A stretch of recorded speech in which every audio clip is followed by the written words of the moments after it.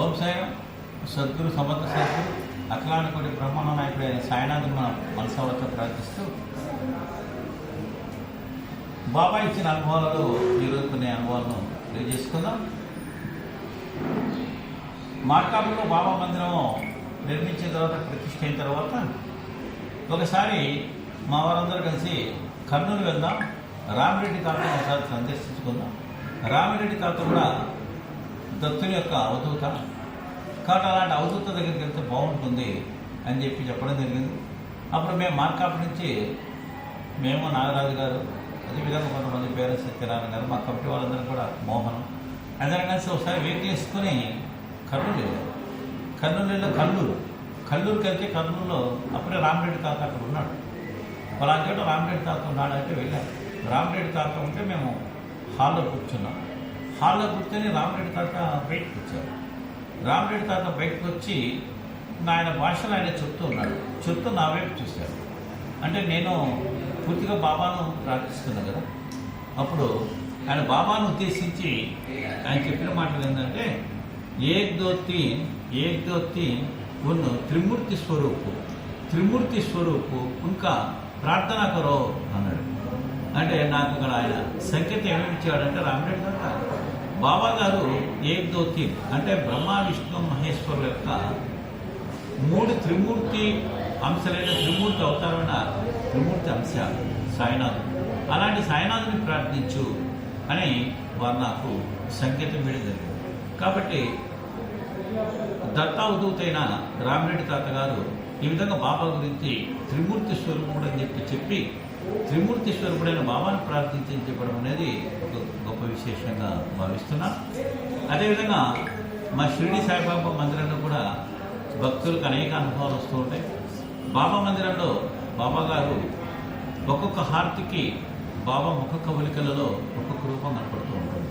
ఉదయం హారతికి ఒక రూపం కనపడుతూ ఉంటుంది, సాయంత్రం హారతికి ఒక రూపం కనపడుతూ ఉంటుంది, రాత్రి హారతికి ఒక రూపం కనపడుతూ ఉంటుంది.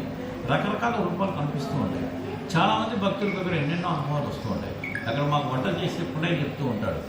ఒకసారి నాకు బాబా కల్లో కనపడ్డాడు సార్. ఆ విగ్రహంలో నుంచి బయటకు వచ్చాడు. విగ్రహం నుంచి బయటకు వచ్చి కిందికి వచ్చి నా భుజం మీద చేసి నన్ను దత్తమందిరంలోకి తీసుకెళ్ళాడు. దత్తమందిరంలోకి తీసుకెళ్ళి అదంతా ప్రదక్షిణ చేసి తిరిగి బాబా మందిరం పైకి వెళ్ళాడు. మందిరం పైకి వెళ్ళి మళ్ళీ విగ్రహాన్ని కలిసిపోయాడు అని చెప్పడం జరిగింది. ఇలాంటి చాలా అనుభవాలు చెప్తూ ఉంటారు. అలానే బాబా మందిరంలో ఒకసారి నాకు స్వప్నంలో బాబా మందిరానికి వెళ్ళినట్టు వచ్చి బాబా విగ్రహం కదా, అది మామూలుగా శిల కదా జనరల్గా. మనము బాబాను దర్శనం చేసుకునేటప్పుడు ఇక్కడ మెట్లకి పైకి వెళ్తాం. అక్కడ నేను నిలబడి ఉన్నాను. అంటే స్వప్నంలో నేను చెప్పే స్వప్నంలో నిలబడంగానే బాబా తల ఇట్లా తిప్పాడు. నేను ఆశ్చర్యపోయాను. అరే బాబా విగ్రహం కదా తల తిప్పాడు ఏంటో నాకు అర్థం కాలేదు. తల తిప్పక నేను నమస్కారం చేసుకున్నాను. ఏంటి బాబా అన్న అంటే, నీకు తీర్థం వేసుకోవడం కూడా తెలియదా అన్నాడు. ఎందుకు బాబా అన్న, తీర్థము 3 సార్లు కదా వేసుకోవాల్సింది, కానీ ఒకసారి వేసుకుంటున్నావు. అలా కాదు, మన సంప్రదాయం ప్రకారం తీర్థము 3 సార్లు వేసుకోవాలి. ఇక్కడి నుంచి నువ్వు తీర్థం 3 సార్లు వేసుకో అని చెప్పాడు బాబా. అంటే ఈ ఆచార సంప్రదాయాలు కూడా బాబా ఇంత క్షుణ్ణంగా పాటిస్తున్నాడా? ఆచార సంప్రదాయాలలో కూడా బాబా ఇంత సున్నిత విషయాన్ని కూడా తెలియజేశాడా అని అనిపించింది. అప్పటి నుంచి బాబా గారు చెప్పిన ప్రకారం కూడా ప్రతిరోజు కూడా ఈ విధంగా 3 సార్లు బాబా యొక్క తీర్థం తీసుకోవడం అనేది ఒక ఆచార సంప్రదాయం వచ్చింది. ఆ రకంగా మనం ఇప్పుడు కూడా బాబా మందిరానికి వచ్చిన తర్వాత కూడా 3 సార్లు తీర్థం తీసుకోవడము జరుగుతుంది. ఇలాంటివి బాబా విషయంలో, బాబా మందిరంలో అనేక అనుభవాలు రావడం జరుగుతుంది. అనేక రకమైన అనుభవాలు బాబా గారు ఇస్తూనే ఉంటారు. అదేవిధంగా చాలామంది ఈ యొక్క భక్తులు మనము నిజ జీవితంలో అనేక రకమైన సమస్యలు వస్తూ ఉంటాయి. బాబా నుంచి మనకు అనేకమైన సమాధానం మనం కోరుకుంటూ ఉంటాం. అనేక సమాధానాలు కోరుకుంటూ అనేక ప్రశ్నలకు జవాబులు కావాల్సి వస్తూ ఉంటుంది. ఒకటి మనకు వాస్తవం. అంటే నా ఈ యొక్క 25-30 సంవత్సరాల అనుభవంలో ఒకటి నిక్కచ్చిగా చెప్పదలుచుకున్నది ఏంటంటే, బాబాను మనం మనసావాచ్య ప్రార్థించి సంపూర్ణమైన నమ్మకంతో బాబాను ప్రార్థించి పారాయణం చేస్తే, బాబా పుస్తకాన్ని ఓపెన్ చేస్తే 100కి 100 పాలు ఆ పుస్తకంలో మనకు బాబా మనకు ఆన్సర్ ఇస్తాడు. అంటే కథలో కానీ, మాటలలో కానీ, సూక్తిలో కానీ మనకు 100% బాబా నుంచి సమాధానం రావడం జరుగుతుంది. నాకు కొన్ని వందల సార్లు ఈ విధంగా బాబా సమాధానం ఇచ్చారు. అదేవిధంగా నీకు నిజంగా సంపూర్ణమైన నమ్మకం ఉంటే, ఒక ప్రశ్న, ఒక సమాధానం నీకు బాబా నుంచి రావాల్సి ఉంటే, ఒక అమ్మాయి మీ కూతురుంది, పలానా సంబంధం వచ్చింది, ఆ సంబంధం నీకు నచ్చిందా నచ్చలేదో, పెళ్లి చేయాలా లేదు, పెళ్లి చేస్తే కాపురం నిలబడుతుందా, అదేవిధంగా సుఖంగా ఉంటారా లేదా అనుకున్నప్పుడు ఆ అబ్బాయి పేరు రాసి ఈ అబ్బాయితో పెళ్లి చేయొచ్చు, ఈ అబ్బాయితో పెళ్లి చేయకూడదు అని 2 చీట్లు వేసి తీస్తే బాబా 100% ఆశిస్తారు. అదేవిధంగా ఒక వ్యాపారం చేయొచ్చా చేయకూడదా, ఒక పెళ్లి చేయొచ్చా చేయకూడదా, ఒక కోర్సులో చేర్పించచ్చా చేర్పించదా, అదేవిధంగా ఒక ఉద్యోగంలో చేర్పించవు. ఈ విధంగా మన ప్రశ్న ఏదైతే ఉందో దానికి ఎస్ నో అని చెప్పి మనం 2 చీటీలు వేసి ఆ బాబా నిజంగా ప్రార్థించి మనము నమస్కరించి అష్టోత్తరం చేసి ఒక చీటీ తీస్తే ఖచ్చితంగా ఆశిస్తుంది.